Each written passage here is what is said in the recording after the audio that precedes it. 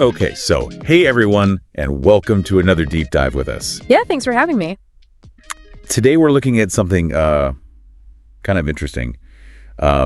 This trend of Americans moving to Mexico. Right. And it seems like a lot of these Americans might have had kind of negative views about Mexico before they went. Yeah, interesting, right? Yeah, so we're going to try to unpack all that, and we're going to be using this academic study to help us. Okay, sounds good. It's called Gentrification in Mexico.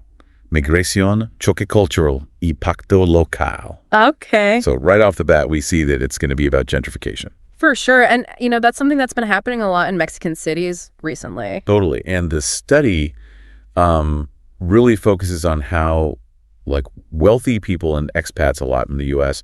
are moving to places like Mexico City, to Tulum, Oaxaca. Yeah, and it's not just a few people here and there, it's really changing those cities. Exactly. And that's what makes it so interesting and kind of, complex. Definitely. Because on one hand, you have people looking for a new life, maybe a cheaper place to live. Right. The cost of living is a big factor for a lot of people. For sure. But then on the other hand, you have these long-time residents who are being priced out of their own neighborhoods. Yeah, that's a huge issue.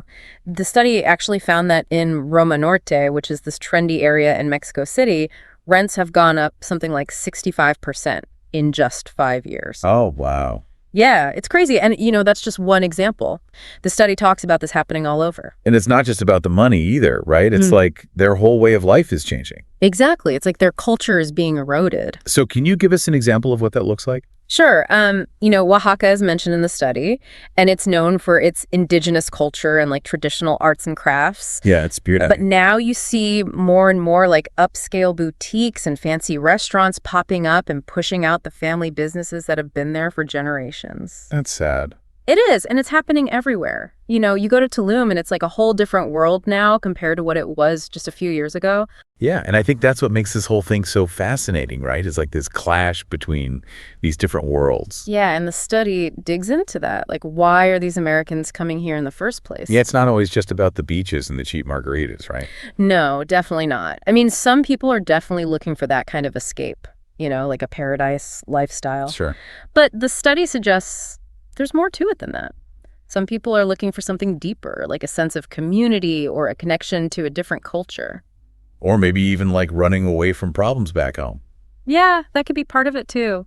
It's complicated. It is. And then you have the whole issue of how these newcomers are interacting with the locals. Right. And that's where things can get a little tricky. Because sometimes it feels like there's this lack of understanding or even respect for the Mexican culture. Yeah, the study uses the term cultural clash. And you definitely see that playing out in some places. Like how? Well, for example, sometimes newcomers might not understand or follow local customs or etiquette.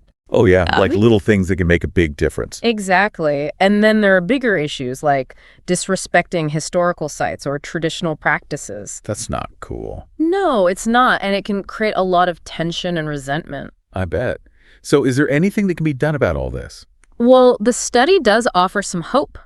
Huh? It looks at places like San Miguel de Allende where they've been trying to make gentrification more beneficial for everyone. How are they doing that?